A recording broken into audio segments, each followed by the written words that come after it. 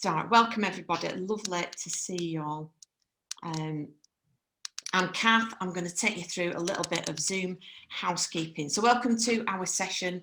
So myself, Kath Barton from Community Circles and Nick from Local Area Coordination Network. And we're going to send you off to Breakout Rooms, and we've got some lovely guys that are going to help facilitate the rooms as well as. So welcome to our session today. So we're thinking about permission. So a little bit of background. So over the last few months and from the Social Care Future event in November, we've been exploring community, thinking about its purpose, what makes it great, thinking about where you are and how to keep that going. And today we're going to look at the idea of permission and who has the power to give it. And we're going to have a chat in Breakout Rooms in a little bit, just going to give you a little bit of information in advance. So over the last few months, we've been talking. We had the Social Care Future event in November, and then we've got together with a few people having some Zoom calls over the last few months. And there's been a real common theme around purpose and power and permission. And I really love this photograph, and it says a lot of things for me. So the black trainers are Becky's feet, and Becky is a support worker. And the slippers are Alice's feet. And this is Alice's home where the photograph's taken. And the photo for me shows that Becky is really clear about her purpose. So as a support worker, she's supporting Alice to live well, but really clear around relationship building and having time together to do whatever matters to Alice. She doesn't need to ask her manager for permission. Alice has got the power because Alice is saying, come and get under my blanket and let's have a natter and do stuff. So yeah, she does really clear on her purpose because it's about building that relationship with Alice. Doesn't have to ask for permission because she knows if it matters to Alice, then she's doing a great job. And Alice has the power. Come in. I'll invite you into my space and we can have some quality time together.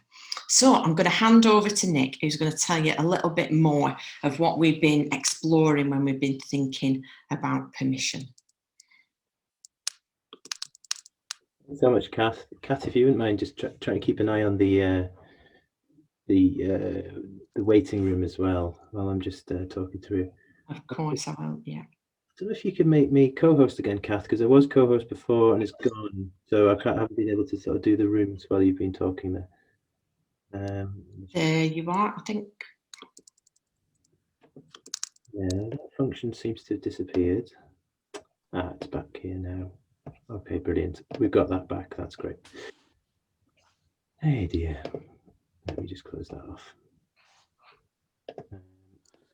My view so I can see things. Okay, well, yeah, thanks, Kath, for that intro. That's brilliant.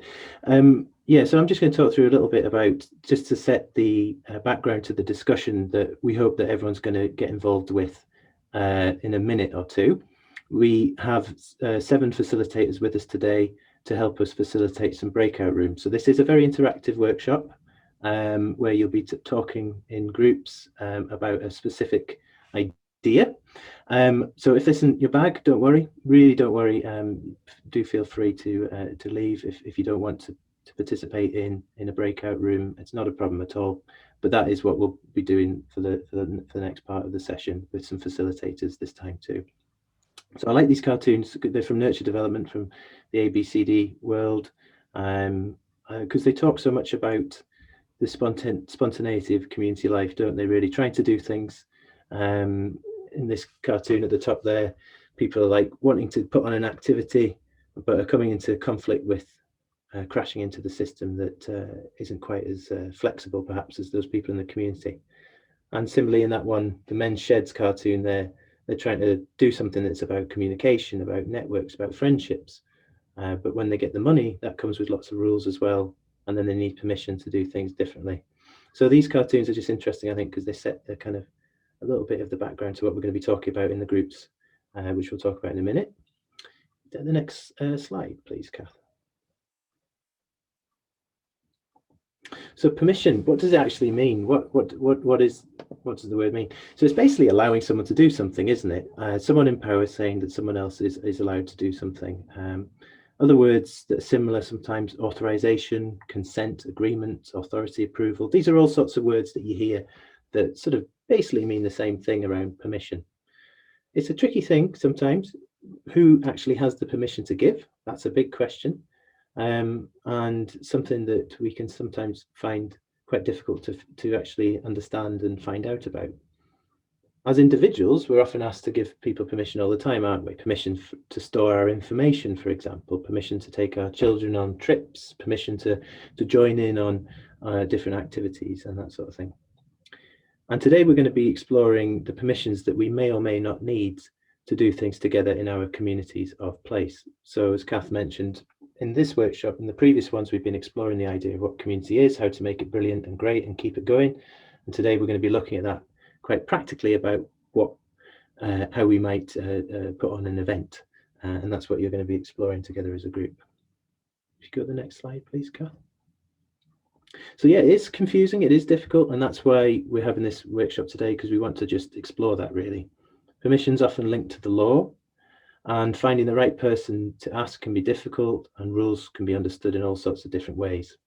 And sometimes getting permission can take a very long time to get. Also, I think the pandemic has probably made getting permission a little bit more confusing. As rules have changed, we don't know what we can and can't do half the time, and things are changing all the time. So it can be very confusing at the moment to know that. But as we start to slowly move out of it and the restrictions start to lift, we hope those who are involved in community life are hopeful that we can be doing more stuff in communities. And that's what we're going to be exploring in a second. Next slide, please.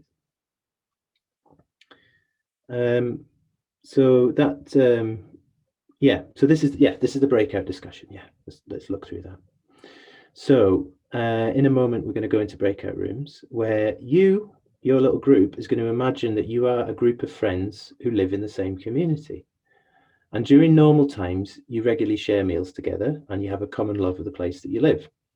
Now it's summertime coming up in this story, and one of you suggests that you all get together to have a bring and share picnic in your local park. Another one suggests that you invite more of your fellow neighbours and you make it a bit of an event, a bit of a community event. And someone then says, wait, do we need permission to do this? And you all stop and think, do we actually need permission to do this? And really, now it's up for you to take the conversation from there, really. And this is what you're going to be exploring in breakout rooms.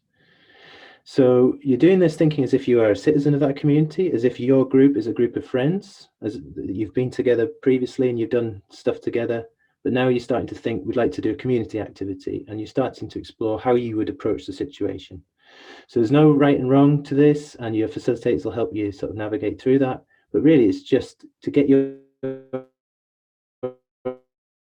ideas of how you might approach the situation, and then we're going to feed together.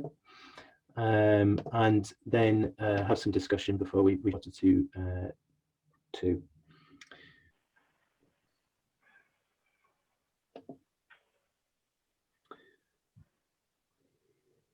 Hello, first group to return. Yay! Yay. That was fun. I'm always relieved to see people back and they're not in some breakout parallel universe stuck there. Yeah.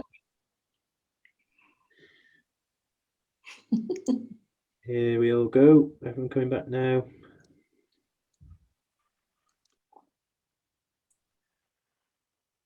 Hey, there's even more people than I remember.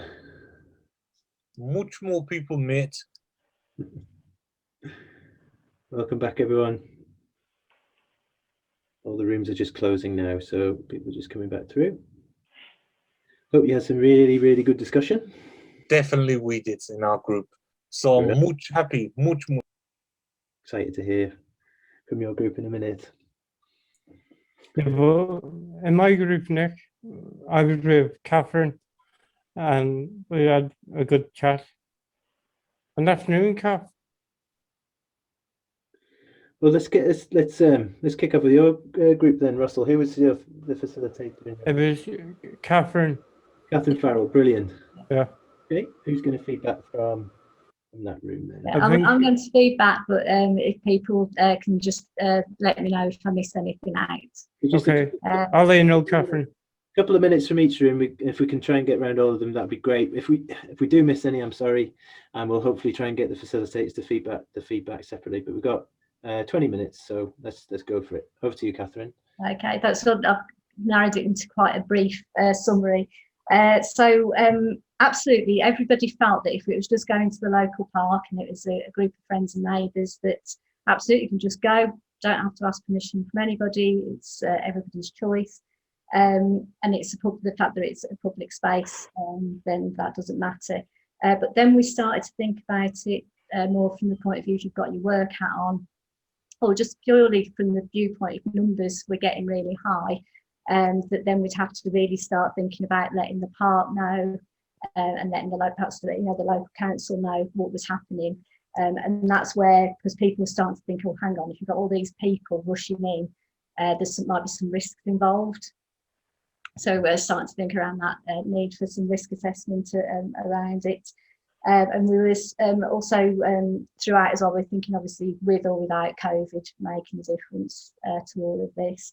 And Vicky, who's in the group, shared an example of the British Legion, where they were organising events and they deliberately made it informal so they could just go ahead, put some chairs out, and they wouldn't have to deal with all the bureaucracy that will come into it if they made it a formal event. Then we basically decided that we were all going to go on a camping holiday. We've been planning a wonderful holiday up to Cumbria, a place called Lakeside, which is somewhere that Mark knows really well. So it was just to really, that's the event we want. We want to just go on this fantastic holiday together, have a campfire, songs, marshmallows, all the rest of it. And then we moved back a little bit again to talking about, well, what are some of the barriers as well that stop people from doing things, and particularly people when we're talking about social care and the fact that lots of red tape and bureaucracy can come in. So whereas normally we'd just be saying, yeah, we're going off, we're doing this activity. As soon as you've got a work hat on or you've been supported, then yeah, all sorts of things, and that can get frustrating, cause delays, and that's an issue. And that, yeah, that whole idea of having a different responsibility and what if things go wrong, and reputations of organisations and everything. So That sounds like an absolutely fantastic discussion. You forgot the wine, Catherine. You forgot the wine. Trust me, I wouldn't forget the wine. Please do give me permission to join you on that camping holiday. It sounds fantastic. Thank you all. That's brilliant. Thank you. That's great. Let's go to the room that Pip is facilitating next, please, if we can. Nick, sorry, your sound has gone a bit strange. I don't know if anybody else is experiencing that. Can you hear me now? Yeah. Yeah. Pip, should we hear from you? Yeah.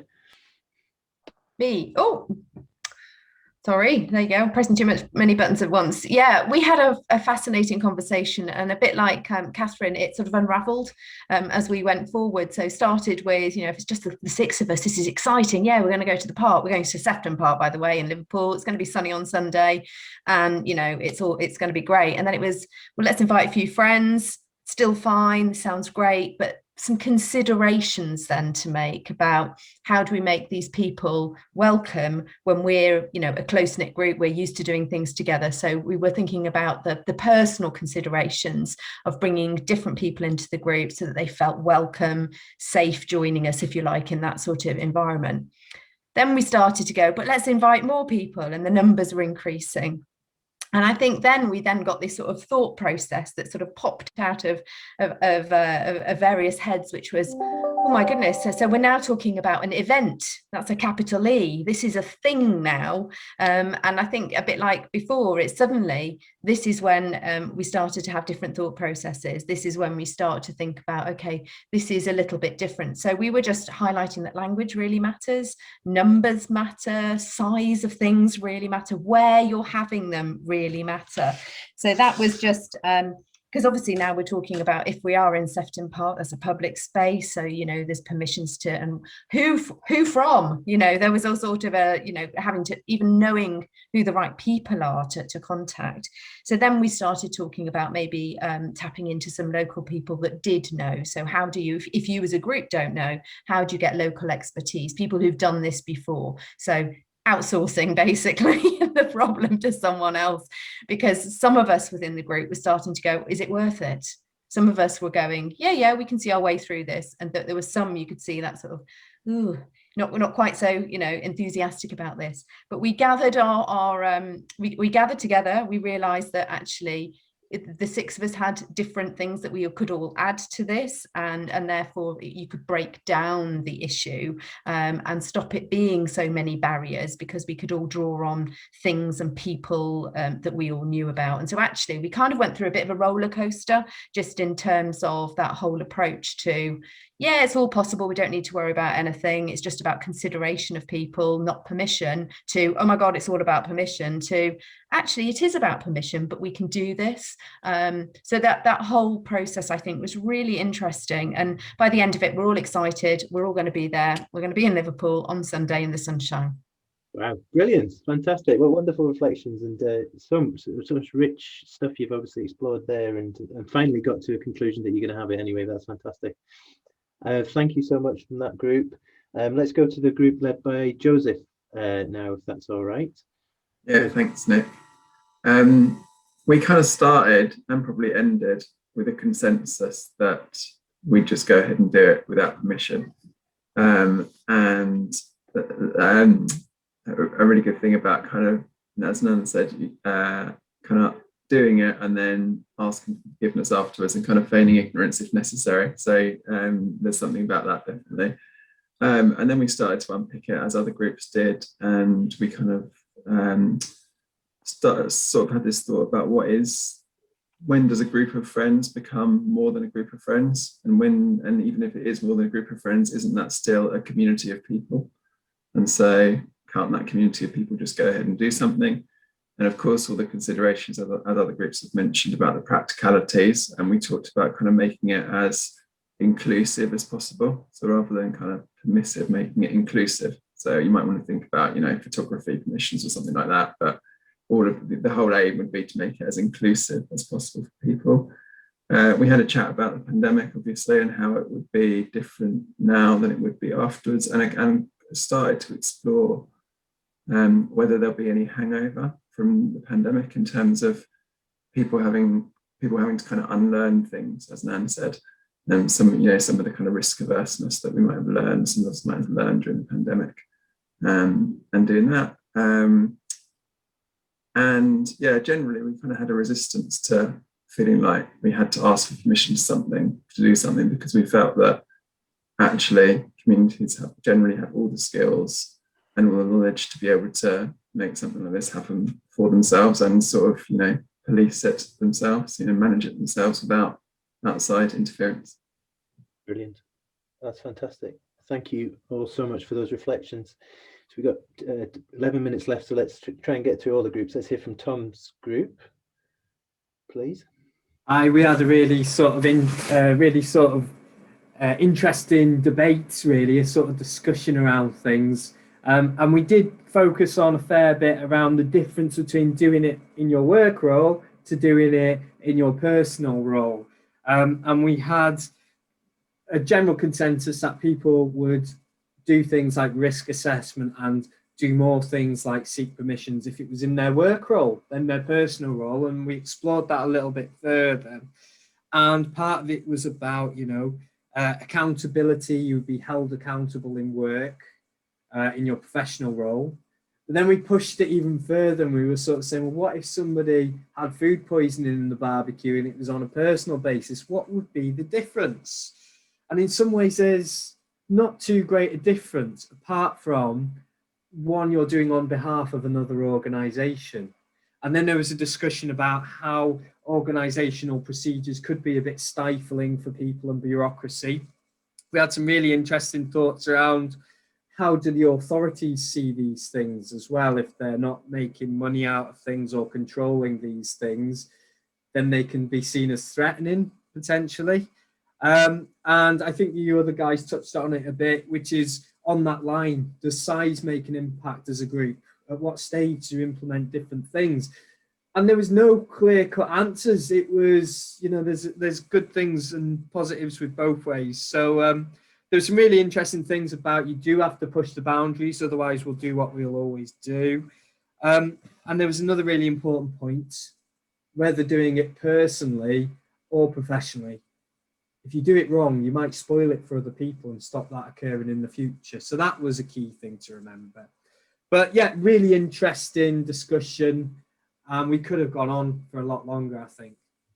Fantastic. Thank you very much. Lots of interesting stuff there, building on the other reflections too. Lots of stuff there about liability and size and all these things. And yeah, brilliant. Thank you very much. Let's go to Salma's group now, please. Yeah. Can I share my screen, Nick, very briefly, just for Berchak, because Berchak is feeding back for us. Please, yeah, but we do need to be brief, Berchak. I will be very brief. Berchak, be brief. We've got one or 2 minutes.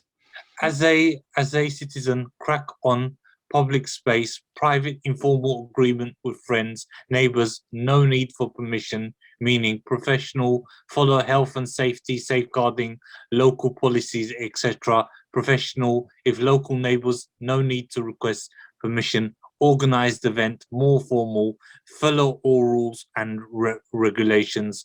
For local area council, have discussions with neighbours, e.g. about food, time, locations, etc. Research the rules for the area regarding COVID-19 restrictions, vaccine query, who can attend, depends on location and size of event, meaning local councils rules require notification, local rules restrictive or protective?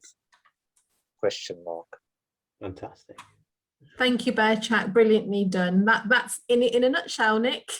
Brilliant. That was absolutely brilliant. Thank you so much, Berchak, for talking through all that, and to your group there for coming up with those ideas. That's fantastic. Really nice summary of that. And if you wouldn't mind sending us that, Salma, that'd be fab. We can put that in the notes. That's brilliant. Okie dokie. Let's go to Karen's group now, please. Yeah, so we talked mainly around what we would do in a personal situation. We didn't really get on to the work side of things, but Mel started off by telling us that she'd actually done something similar, because she worked at the council, she knew the right channels to go through, so it wasn't too much of a challenge, but she did need things like permissions and licenses to close streets and insurances in place. By complete opposite, Dave is a guerrilla gardener, which I'm sure he can tell you about if you're interested at some point, or Google. And he was saying he kind of erred on, it should be okay, maybe we kind of just go on and do this. And we just kind of fluctuated back and forth between that kind of sense of wanting to do things and as a citizen feeling responsible to do these things, but actually that niggling doubt back in mind, do we need to just make sure we're doing this safely? Is there things we can do to mitigate risk? So ask people to bring their own food along, for example, have a disclaimer up. If you have a go of this game, you at your own risk kind of thing. Is that enough? Do you really need to have all those other things in place? We talked about maybe if councils could be a bit clearer. So if you were not going to have a structure like a gazebo or a bouncy castle, and there was a certain number of people and it was in a certain number of times and you didn't have loud music, then that's okay, we don't need to know about it. But if you are doing this and this, we do need to know about it. Talk about a cooperative approach, but safety in numbers. Some others were saying if it was others doing it with you, you'd feel safer about potentially breaking rules accidentally. And maybe then didn't need to go and ask permission because you could just say, oh, I thought it'd be okay. We talked about things like if councils were able to facilitate rather than grant permission for things, that changes the kind of power over such events. So if you could, a council could help facilitate closing a road at your local street that doesn't have much traffic, rather than giving permission, people might be more willing to set things up and do it. But as it stands, it's often permission based, and that can put people off and kind of put the kibosh on things and just feel like too much like hard work. We also talked very briefly about if someone was, I think it was me who said actually, if there's a neighbour to me, do you want to do this? Would I play daft and think, do you know what, I will do, and if anything goes wrong, he organised it and I just went along with it. It's kind of that extreme of safety in numbers. But would I set it up myself? Ooh, I'm a risk averse and rule follower, so I probably want to go through all the right hoops. So I think it kind of came back to what I think someone said just now, that it's about things being protective rather than restrictive, and it's a really difficult balance to strike into, either as an individual or I presume as the councils. I'm sure councils get fed up with every little thing they have to kind of allow. It must be easy if we could have something that was more protective and facilitation rather than permission and restrictive. I think if I miss anything there, anybody else to add anything from our group, I think I've summed it up okay. Yeah, full of a mail there. Yeah. Brilliant. Thank you, Karen. Thank you very much, that group. Really, really rich thought and reflections there on this challenge. And again, sort of talking so much about this grey area that we find ourselves in when trying to do these things. That's brilliant. And now we've got the last group, which is Catherine Yates' group, facilitator. Catherine. Hi, everyone. So yeah, we covered, we were off to Torbay, actually, in our group, if we could get a hotel room this summer. We talked about a lot of things that other groups have covered.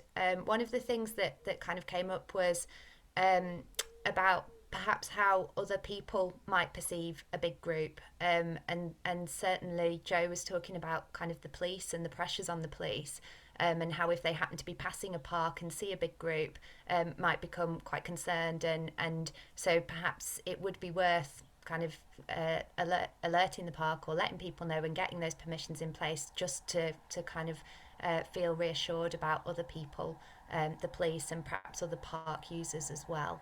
And also to have those services in place. It may be that the park could just, put an extra collection of rubbish in, and people would feel confident about, not leaving a mess and having a good experience.